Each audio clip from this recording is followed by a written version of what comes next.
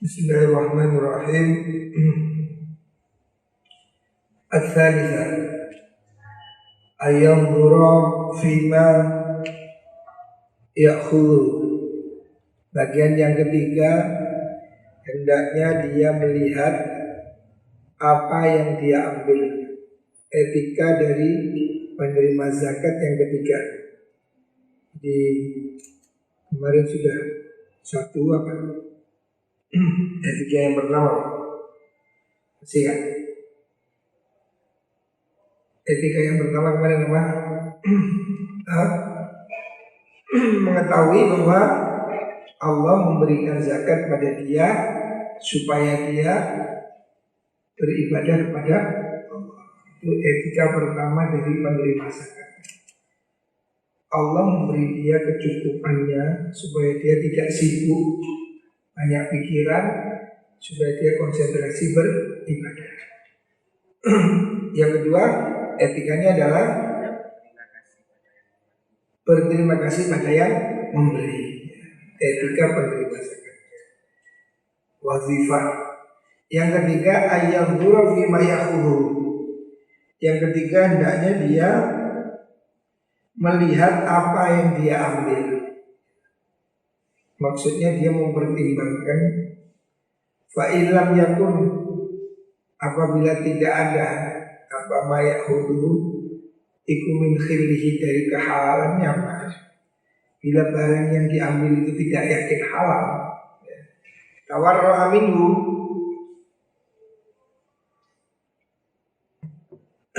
tawarru'an, dan dia menjaga diri, lirai anhu, dari hal tersebut. Jadi apabila dia mengerti sesuatu yang diberikan itu tidak halal, maka jangan diambil. Allah mengatakan, wa may yattaqillaha yaj'al lahu makhraja wa yarzuqhu min haitsu la yahtasib. Siapa orang bertakwa kepada Allah, Allah akan beri dia jalan keluar, solusi hidup apapun kesulitannya. Kalau seseorang bertakwa kepada Allah, pasti ada jalan keluar. Wa yarzuqhu min haitsu la yahtasib. Allah akan memberi dia rezeki dari sekiranya dia tidak mengira. Jadi banyak rezeki yang bisa terjadi di luar dugaan dia. Makanya hendaknya seseorang ini yakin, percaya Allah menjamin rezekinya. Wa ma min dabatin fil ardi illa 'ala Allahi rizquha. Semua yang ada di muka bumi ini sudah dijamin rezeki oleh Allah. Makanya jangan kamu ragu-ragu.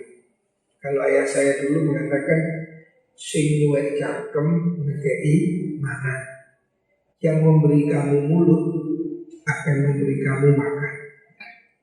Artinya Allah itu tanggung jawab. Wala ya'dimal mutawarri'u 'anil haram futuhan minal halal. Orang yang mirai,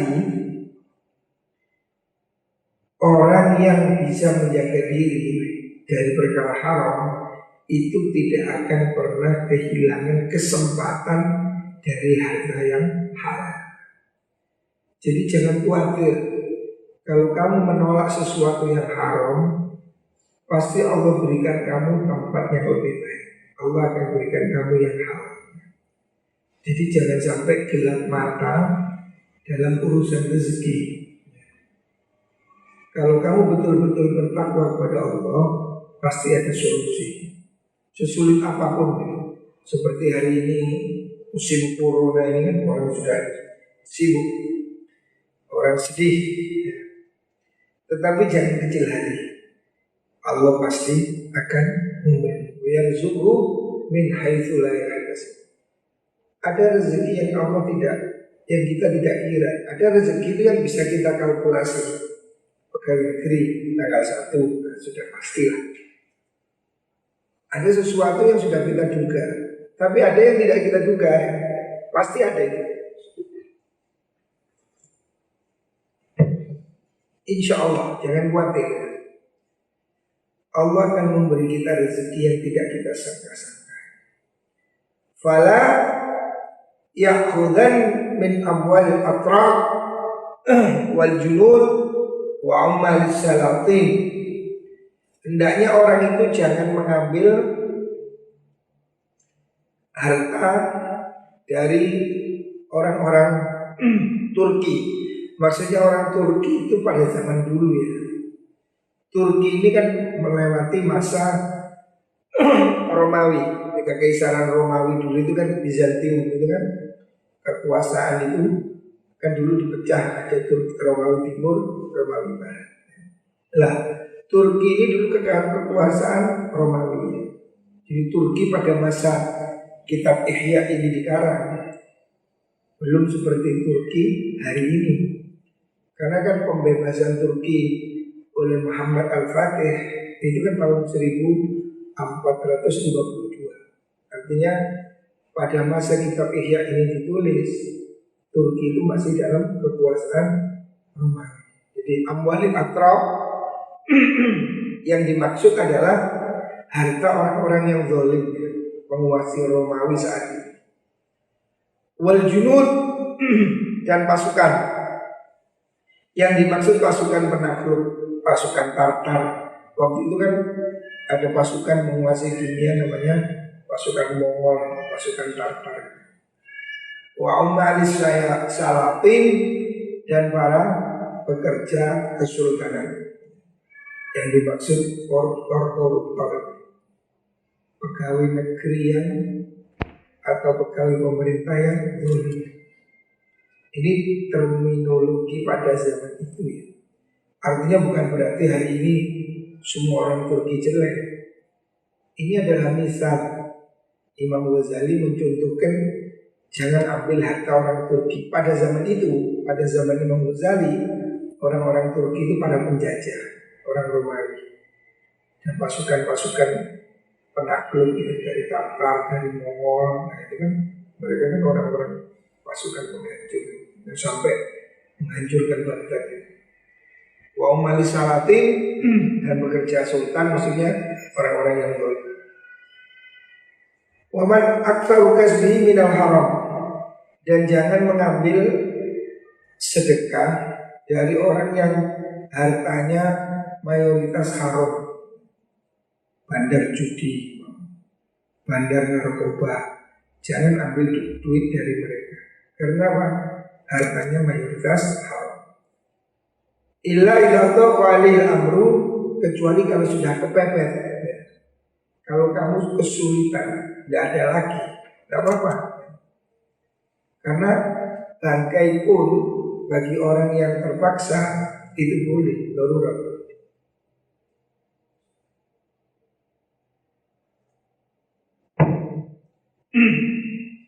Wa kana ma yusallam wa kana ma yusallamu ilaihi ma la yu'rafu lahu malikan muayyan.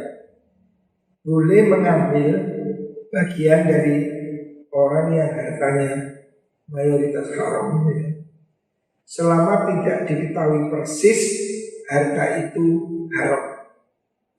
Jadi begini, kalau kamu tahu ini orang ini profesinya begal, perampok, kalau kamu tahu uang yang diberikan kamu itu memang betul-betul itu yang hasil merampok, jangan mau. Tapi kalau sudah campur yang lain, mungkin kan ada syubhat sudah. Di situ tidak apa-apa. Tapi kalau orang itu baru jambret, terus diberikan kamu, tidak boleh, kan itu jelas haramnya. Falahu ayyakhudha biqadril hajah. Orang yang sudah kepepet itu boleh mengambil secukupnya, tidak berlebihan.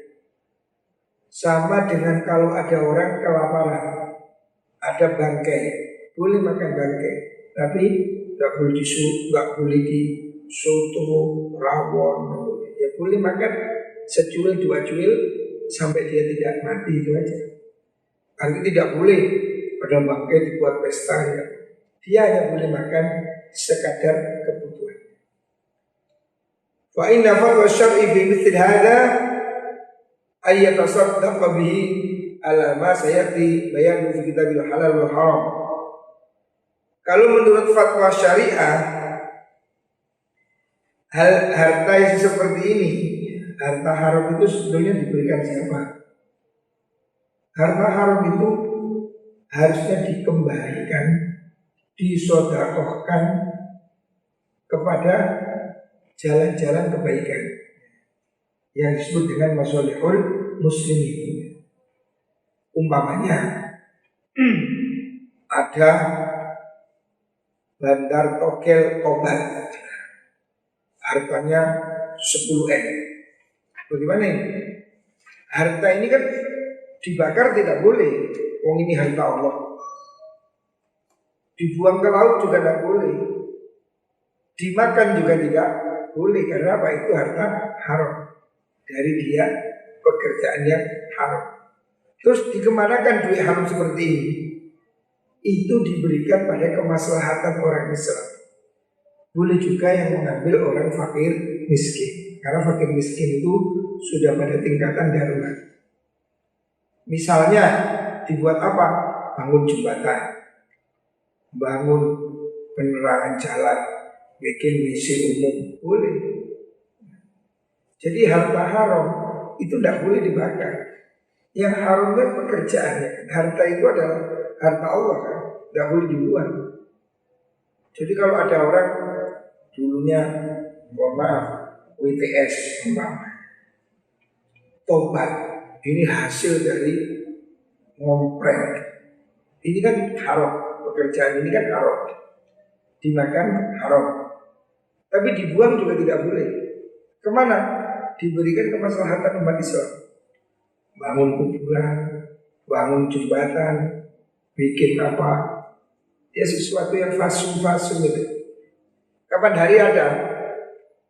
Berapa tahun yang lalu di daerah Malang Selatan ada orang Germo, tahu Germo? Ya Germo itu mucikari, ya. Mucikari di Gandoli, Surabaya ini kan punya wisata lendir internasional. Sekarang sudah ditutup, tapi dulu itu termasuk wisata haram, istilahnya wisata lendir terbesar di ASEAN. Ada hampir 5.000. Lah, ada Germo mau nyumbang masjid di Malang Selatan. Masyarakatnya gopo tahu itu kan Germo. Boleh enggak dia nyumbang masjid? Pro kontra datang ke rumah saya, bertanya, gimana nih Gus, ada Pak? Ini ada Germo mau nyumbang masjid, kita bangun masjid. Germo ini Germo sukses, mungkin ayam-ayamnya berkualitas, laris lah itu akhirnya, bisnisnya itu. Terus dia mau nyumbang masjid. Saya bilang, loh emang kenapa? Kalau ini masyarakat ini pro kontra, saya bilang ambil aja. Kalau saya ambil, boleh. Harta haram itu pekerjaan dia haram, dimakan dia haram. Tapi harta itu harta Tuhan, uang itu milik Allah, tidak boleh dibuang. Diberikan siapa? Berikan kemaslahatan orang Islam. Makanya saya bilang panitia masjid ambil, silakan bisa. Tapi saya kasih catatan, jangan dibuat pendidikan. Bosin sembahyang, apa bikin bangun WC, ambil aja itu duitnya, belikan paving, bangun WC kayak jumblen, kayak wadai telek, gak apa-apa, nggak masalah. Tapi lah sih jauh masjid, carikan yang lebih baik saja, supaya sholatnya lebih khusyuk. Saya khawatir kalau dibelikan marmer terus sing sholat melambung, bahaya. Karena harta hasil esek-esek. Tapi itu boleh. Jadi kalau ada bandar judi, mucikari, bandar narkoba, kalau dia tobat, bukan berarti orang boleh kerja terus dibuat begitu, enggak. Jangan itu paham salah. Wis aku tak balon hasil iki bangun masjid. Tidak boleh. Tidak boleh. Pekerjaan baik, tujuan baik harus dengan cara yang baik. Jadi tidak boleh orang itu merampok tujuannya untuk sedekah. Tidak boleh. Saya tak nombor togel hasilnya untuk nyumbang. Tidak boleh. Itu tidak boleh. Tetapi kalau ada orang sudah punya harta haram, nah ini beda kasus kan. Orang insaf, bandar togel, mucikari, germo, apalah pekerjaan yang haram. Kalau dia mau bertobat, maka dia harus bersihkan hartanya. Diberikan siapa? Kalau masih jelas pemiliknya, harus dikembalikan. Umpamanya, ini dulu ngerampok, dapat handphone. Ini handphone siapa? Si Fulan, harus dikembalikan. Kalau jelas pemiliknya. Tapi kalau sudah nggak jelas, perampoknya sudah bertahun-tahun nggak jelas, sudah jadi rumah, jadi ini, jadi itu, maka ya itu kembalikan ke kemaslahatan. Dijual, berikan ke fakir miskin, atau berikan untuk kemaslahatan umat Islam. Buat bangun jembatan, ngaspal, bikin trotoar, bangun WC umum, tidak apa-apa. Yang penting tidak dimakan, kecuali bagi orang fakir miskin. Itu demikian caranya. Jadi tidak boleh terus hartanya germo dibakar, mana? Berikan pada kemaslahatan. Sama dengan dulu tahun 70-an, tahun 80, Saudi ketika kaya rayanya minyak, ketika harga minyak mahal, Saudi Arabia itu menaruh duitnya di Inggris, di Amerika, jumlahnya triliunan.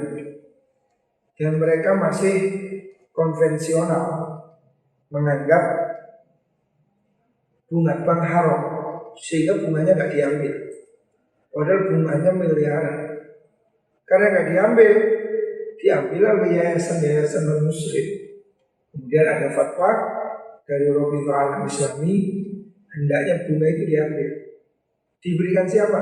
Berikan orang miskin, orang Ethiopia, Somalia, orang-orang yang kelaparan itu boleh makan bunga bank, boleh. Karena dia itu bangkai saja boleh.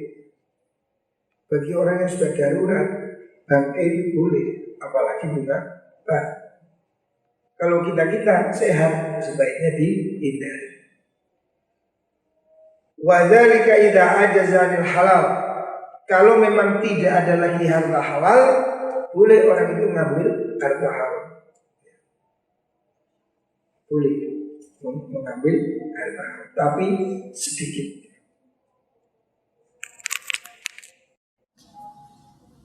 Walam yakun akhdhuhu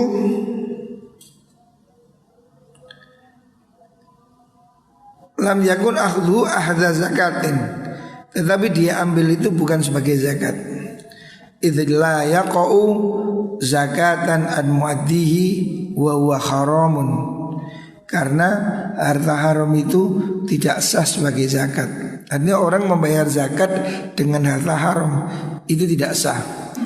Tapi yang menerima boleh apabila yang menerima ini orang yang terpaksa, orang yang fakir miskin, dia boleh mengambil harta haram, itu boleh. Meskipun itu sudah namanya bukan zakat. Karena apa? Zakat dari harta haram itu tidak sah gitu. Karena zakat itu harus dari yang halal gitu. Arabiah, etika yang keempat.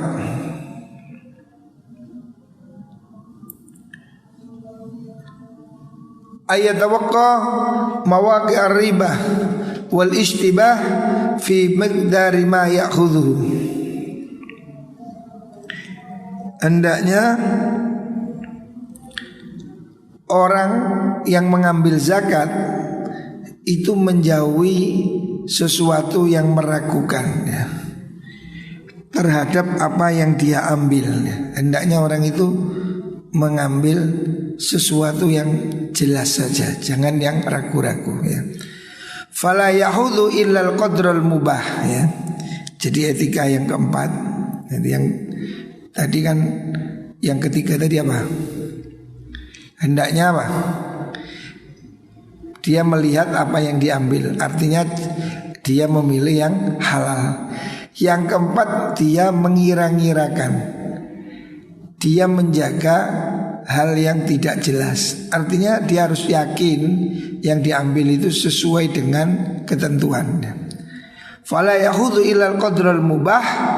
Hendaknya dia tidak mengambil harta kecuali yang betul-betul sah, boleh. Wala yahudhu illa idza tahaqqaqa annahu mausufun bi sifati istisqaq.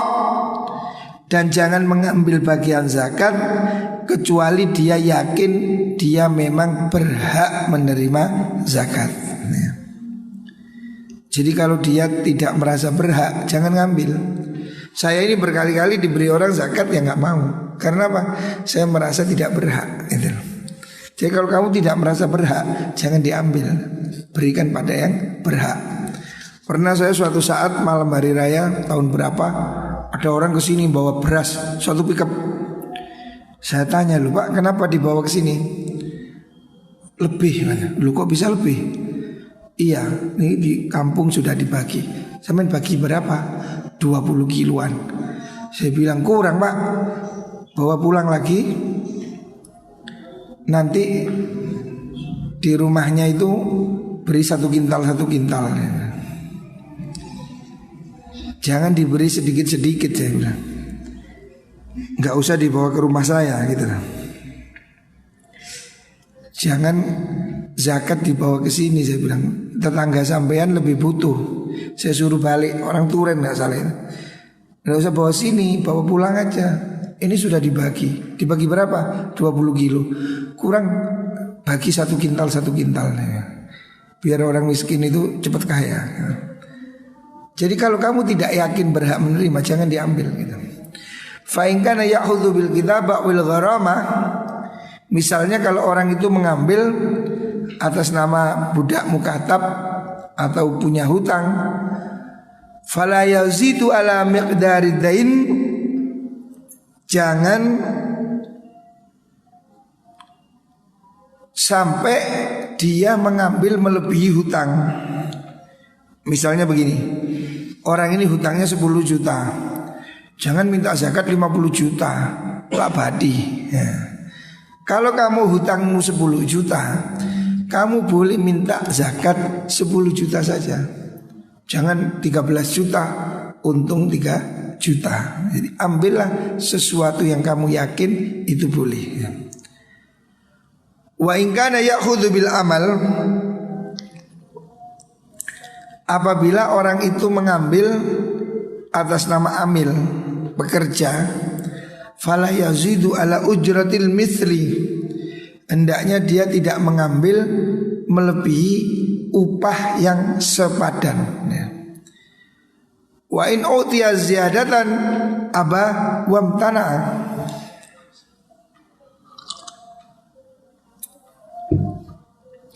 Kalau kamu diberi lebih, jangan mau. Umpamanya kamu ini jadi pegawai lazis. Umumnya berapa gajinya pegawai lazis? 1 juta.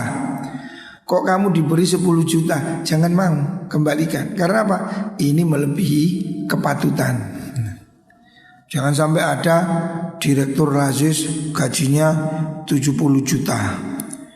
Tidak boleh. Karena apa? Dia ini bukan pekerja komersil. Dia itu pekerja sosial. Dia hanya boleh mengambil gaji sesuai dengan umumnya gitu. Idlaisal mal lil mu'ti hatta yatabarra bih. Kenapa kalau kamu bekerja zakat tidak boleh nerima lebih? Sebab yang diberikan kamu itu bukan milik dia. Lembaga zakat ini bukan penguasa. Dia kan cuma menyalurkan, tidak boleh memberi berlebih ya. Wa in kana musafiran. Kalau dia seorang musafir, lam yazid ala zat wa qira'id dabah ila maqsadihi. Kalau kamu ngambil zakat sebagai musafir, jangan mengambil melebihi kebutuhan kendaraan sampai di rumah. Jangan musafir zakatnya ngambil 1 M, musafir keliling dunia. Ya ambillah secukup dia bisa pulang. Wa in kana ghazian lam yahud illa ma yahtaju ilail ghazwi khassah. Kalau orang itu pejuang, maka dia hanya boleh mengambil secukup perabot perang.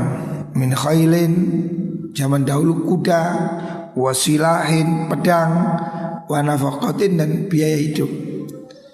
Ya kalau hari ini mujahidin ya mengambil zakat untuk beli bom, beli tank, secukup dia untuk perang. Perang yang benar ya, bukan teroris. Wa taqdiru dzalika bil ijtihad. Semua itu diperkirakan dengan ijtihad, dengan hati-hati. Wa laisa lahu haddun, tidak ada batasnya. Wa kadza zadus safar.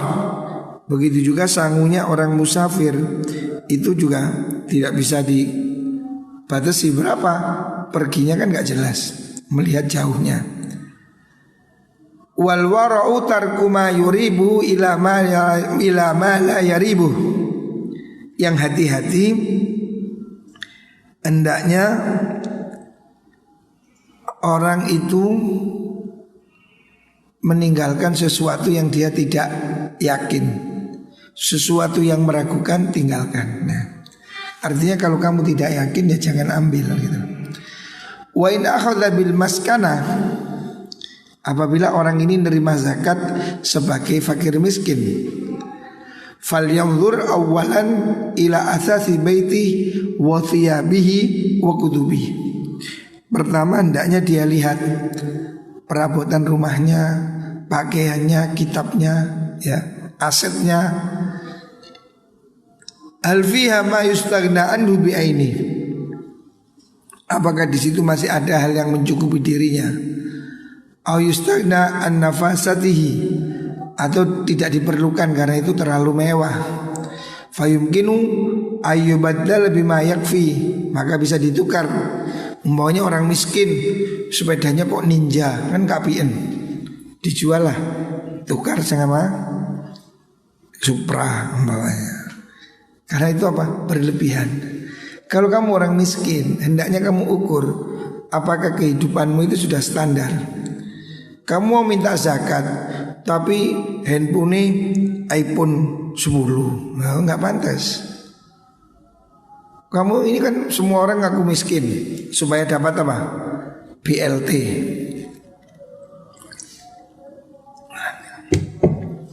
Sekarang banyak orang ngaku miskin tapi punya handphone. Miskin kok duwe handphone, ya handphone itu dolan dhisik. Atau ya pakai handphone yang jelek ya. Orang miskin hendaknya menyesuaikan. Lawung rumahnya tingkat, ada mobil, ngaku miskin, ini kan tidak etis gitu loh. Kalau kamu memang merasa miskin, kamu berhak menerima zakat, iya. Tapi kamu harus ukur dengan jujur, ada nggak di rumah ini barang mewah yang harusnya dijual gitu. Jangan dia minta zakat, tapi sepeda motornya Ninja, TV-nya LED 60 in. Nah ini kan orang miskin super namanya ini kan. Tidak boleh yang begitu itu ya. Kalau dia miskin, berarti ya hidupnya betul-betul tarafnya miskin. Boleh dia terima zakat ya. Wa kullu dzalika ila ijtihadih, itu semua kembali ke kehati-hatian ijtihad dia. Wa fihi tarafun zahirun yatahaqqaqu mahu annahu mustahiq. Satu sisi dia bisa melihat dirinya berhak apa tidak ya. Wa tarafun akhar muqabilun yatahaqqaqu an ma'ahu annahu ghairu mustahiq. Atau satu sisi yang lain dia pertimbangkan bahwa dia itu tidak berhak. Wa bainahuma awsatun mustabihatun. Di antara ini ada hal yang kayak iya kayak tidak ya. Makanya pertimbangkan, kamu ini sudah miskin apa belum gitu. wa man hama haulal hima yushiku ayyaqafi. Orang yang bermain-main di pinggir daerah terlarang akan terjebak masuk di dalam. Wal i'timad fi hadza ala qaulil akhir zahiran. Tetapi ukuran standarnya kalau kita memberi zakat ya pada pengakuan pihak yang nerima.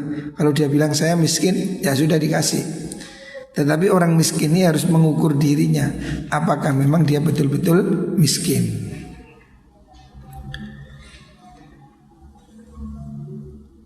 Walil muhtaj fi takdiril hajat maqamatun fi tadyiq wa tausi'.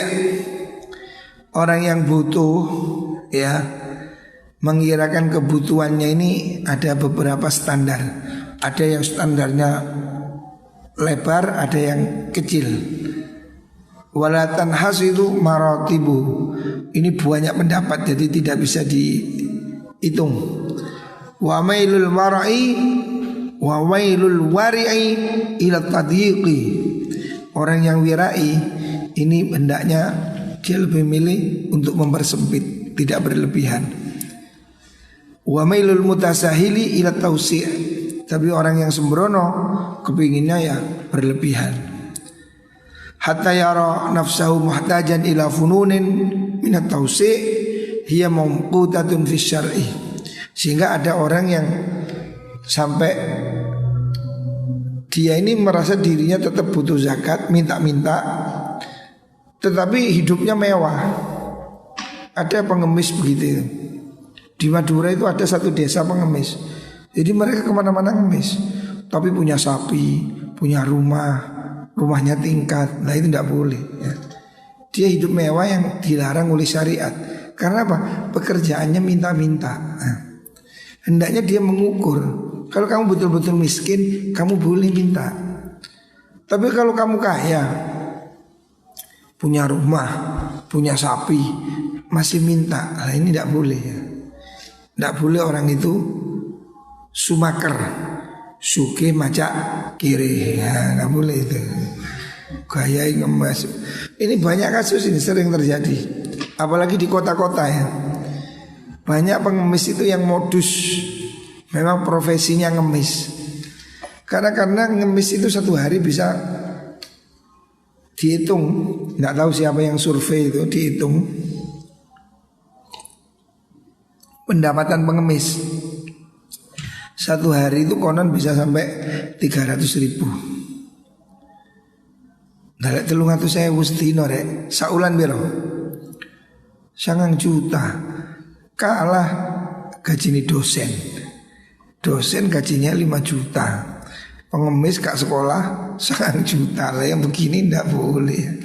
Profesi pengemis tidak boleh. Kalau dia memang betul-betul butuh, boleh minta. Tapi kalau dijadikan profesi, ada yang pura-pura pincang, pura-pura buta, pura-pura itu tidak boleh itu, modus namanya. Fahada aqrabu ma yuhaddu bi haddul faqir wal miskin. Ini batasan yang dibuat membatasi longgar tidaknya antara orang miskin dan fakir. Waliktasara ala hajati syahri au hajati yaumihi fa huwa aqrabu littaqwa.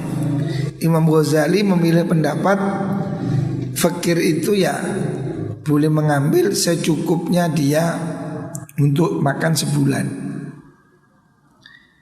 Umpamanya sehari orang ini berapa butuhannya? Satu kilo umpamanya. Maka dia boleh minta zakat 30 kilo untuk kecukupan makan selama 1 bulan. Ada yang mengatakan bolehnya cukup untuk sehari 1 malam. Artinya zakat itu tidak boleh diambil secara rakus. Pokoknya orang itu miskin minta zakat 1 M, lu kan berlebihan, yang lain kan gak dapat. Nah, dia hanya boleh seberapa. Ini ulama beda pendapat. Berapa kadar orang miskin boleh diberi? Ada yang mengatakan boleh diberi kira-kira kecukupan sehari semalam. Ada yang mengatakan sebulan. Ada yang mengatakan kecukupan setahun.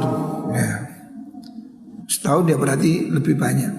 Tapi ada yang mengatakan sampai dia dianggap kaya. Kaya itu berapa? Memiliki 1 nisab. Kalau nisabnya emas 80 gram berarti 80 juta. Ada yang mengatakan boleh ngambil zakat sampai segitu. Ini berbeda pendapat. Wa qala akharun, ulama lain berkata yahudu ila haddil ghina. Orang miskin boleh ngambil sampai kecukupan orang kaya. Wa haddul ghina nisabuz zakati, yaitu batasnya nisabnya zakat. Artinya dia boleh ngambil bagian zakat sampai 1 nisab.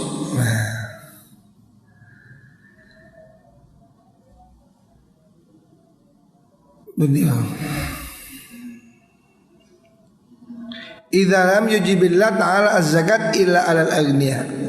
Karena Allah tidak mewajibkan zakat kecuali bagi orang kaya. Jadi ada pendapat ulama yang mengatakan boleh orang miskin itu mendapat bagian zakat sampai 1 nisab.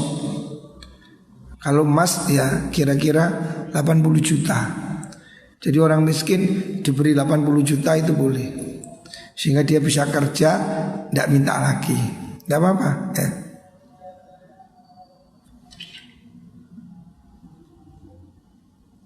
Faqalu lahu ayyakhudha li nafsi wa kulli wahidin min iyalihi nisaba zakatin. Menurut sebagian ulama, seorang itu boleh mengambil zakat untuk dirinya dan keluarganya masing-masing 1 nisab zakat.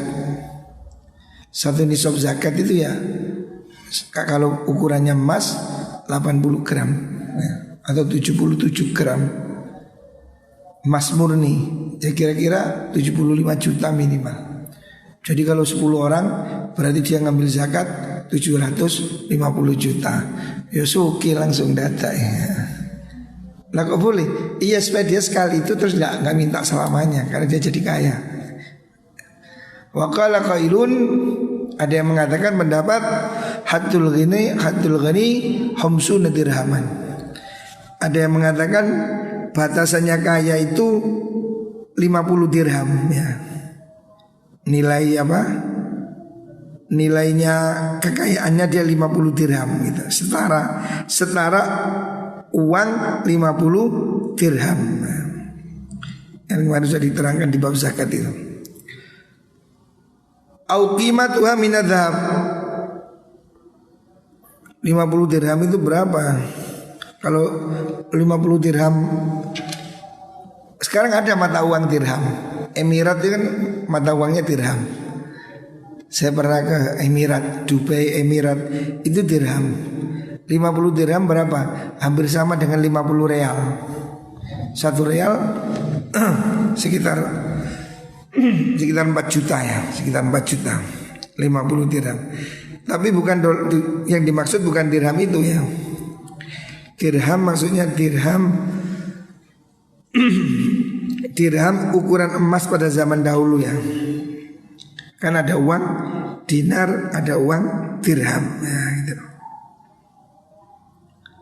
Dirham itu uang apa namanya? Uang perak atau ada juga emas ya. Senilai 50 dirham ya. Kalau 1 dirhamnya itu 2,9 gram, berarti 50 dirham itu berapa?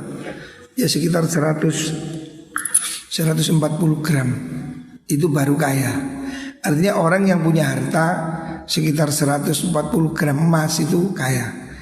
Di bawahnya itu miskin, dia boleh terima zakat gitu.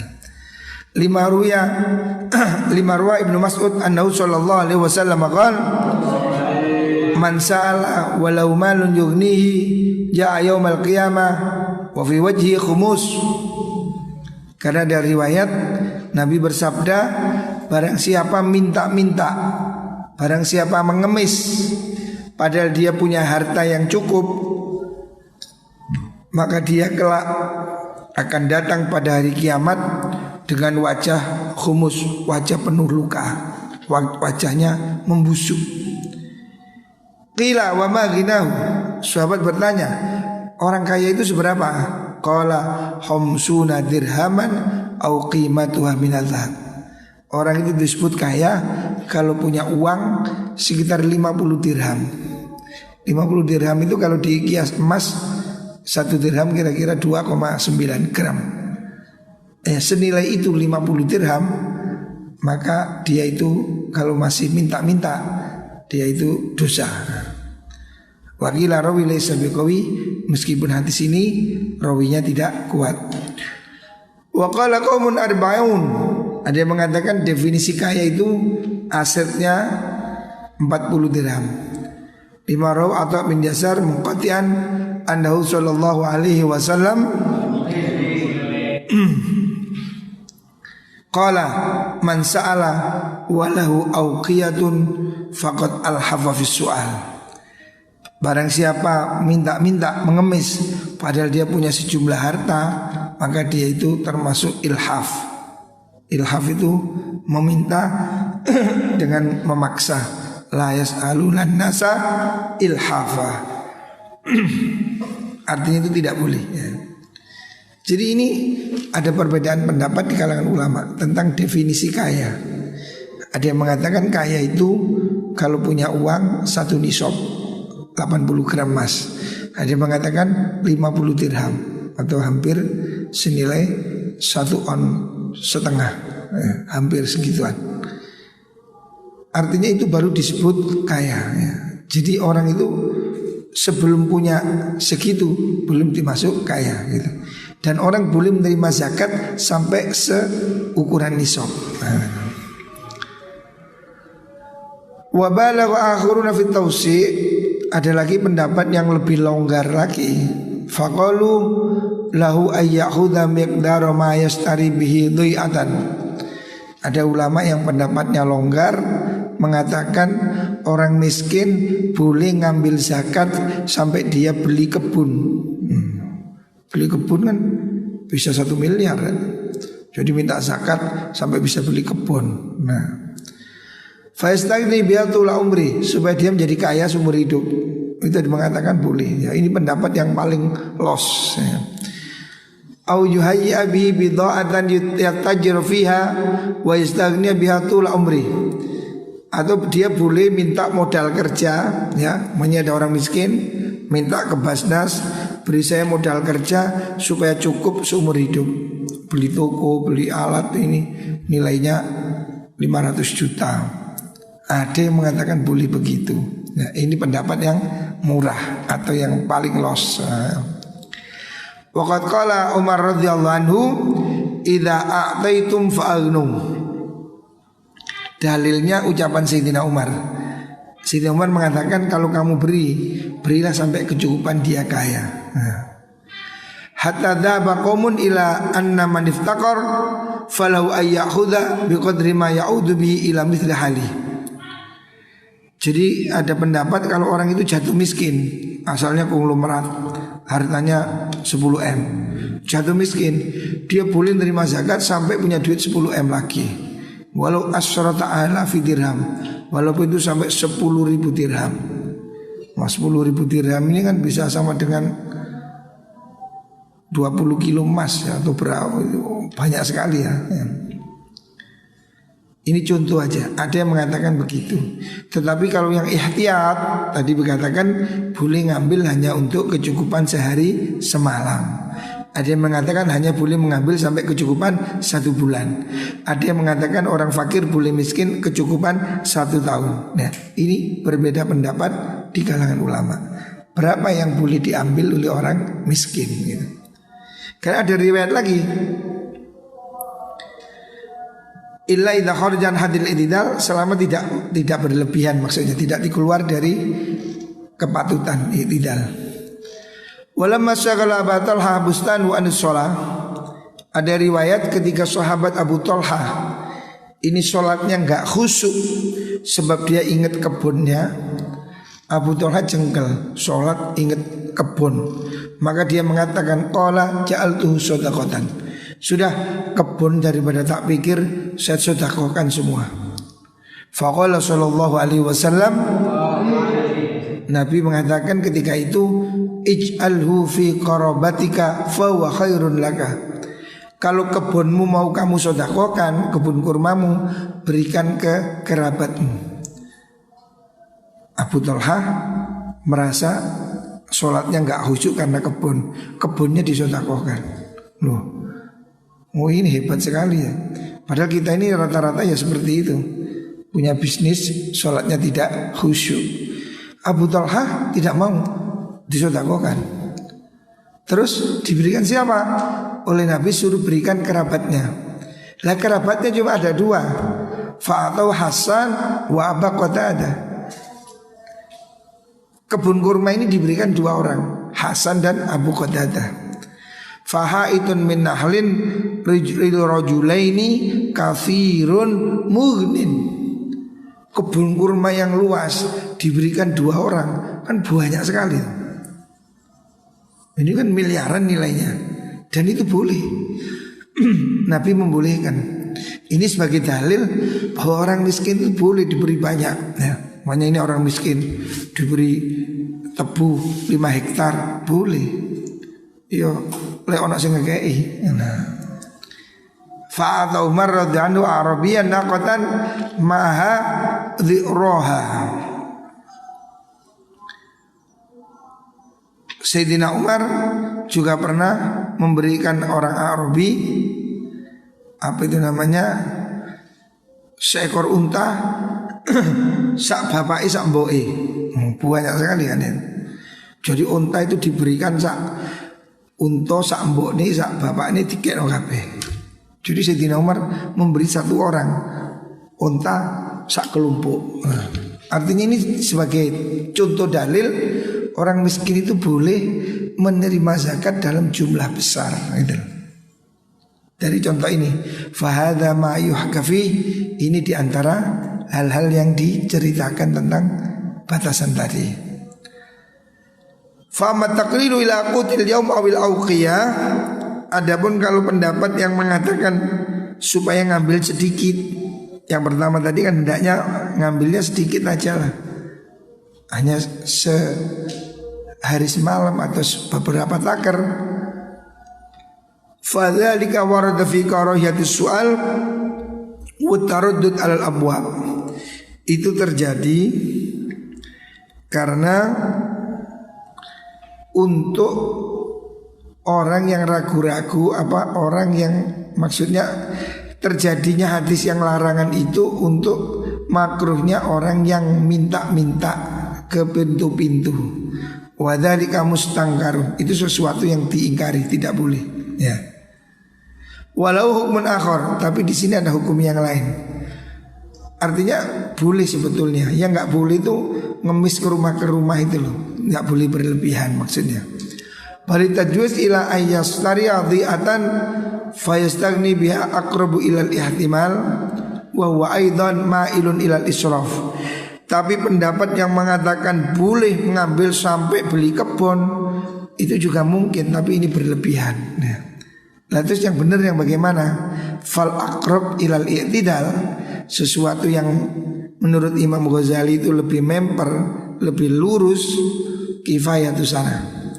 Dari pendapat ini kan ada beberapa pendapat ulama tentang kadar orang miskin boleh menerima zakat. Berapa?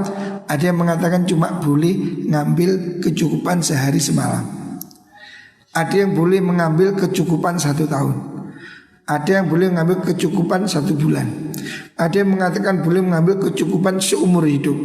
Bahkan ada yang bolehkan menerima dalam bentuk kebun, bukan miliaran. Ini banyak pendapat. Imam Ghazali berpendapat dari sekian komentar ulama tentang ini, menurut beliau yang paling lurus tegak kifayatu sana.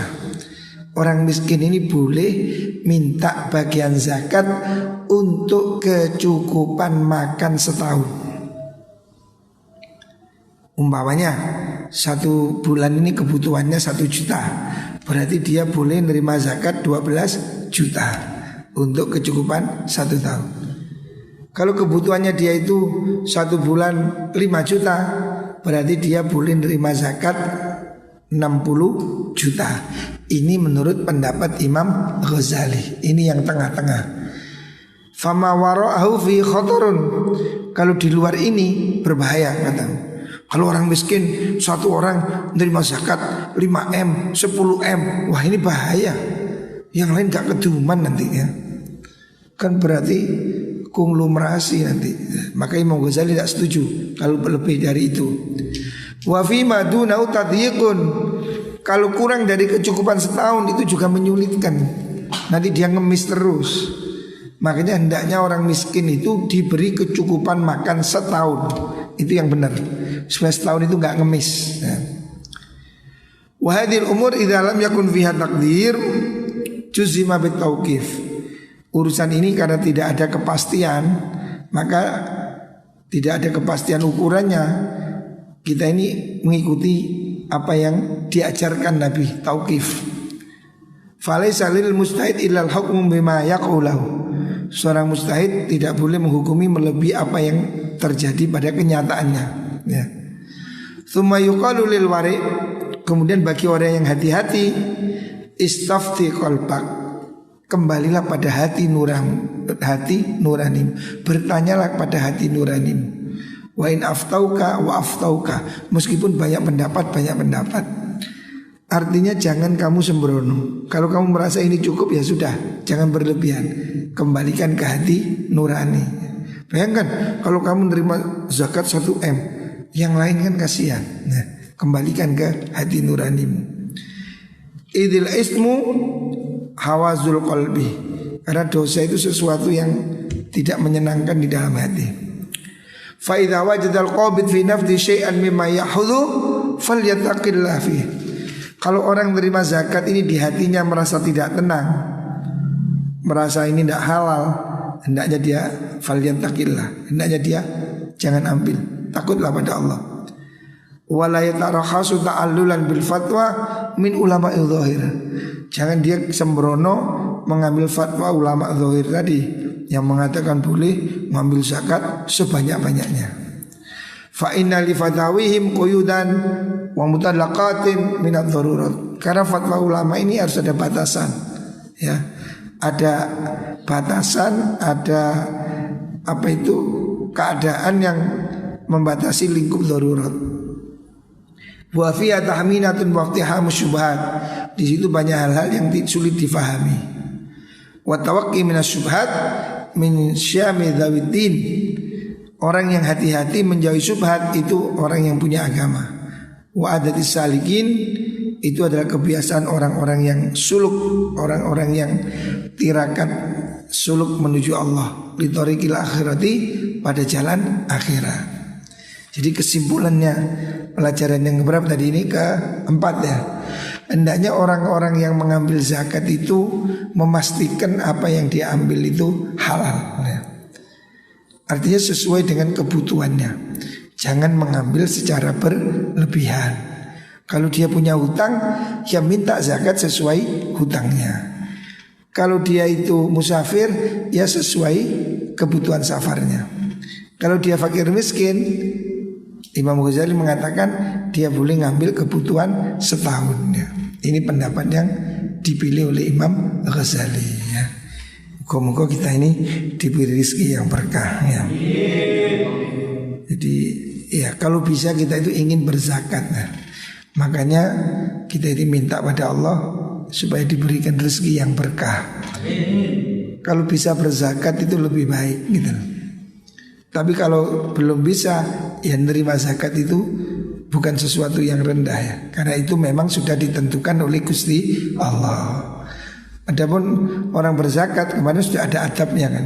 Adabnya ya harus tidak boleh sombong dan tidak perlu diumum-umumkan. Zakat harus diundang televisi. Hari ini kan orang bagi nasi aja manggil wartawan. Itu kan tidak perlu ya. Kasihan orang miskin, jangan dieksploitasi. Hari ini kan banyak orang bagi nasi bungkus saja bawa kameramen, nah bawa nggak sumbut gitu lah. biarlah amal kita ini dilihat oleh Allah Subhanahu wa ta'ala. Kecuali kalau tujuannya memang untuk menarik supaya pihak lain bersedekah, maka itu boleh. Wallahu a'lam.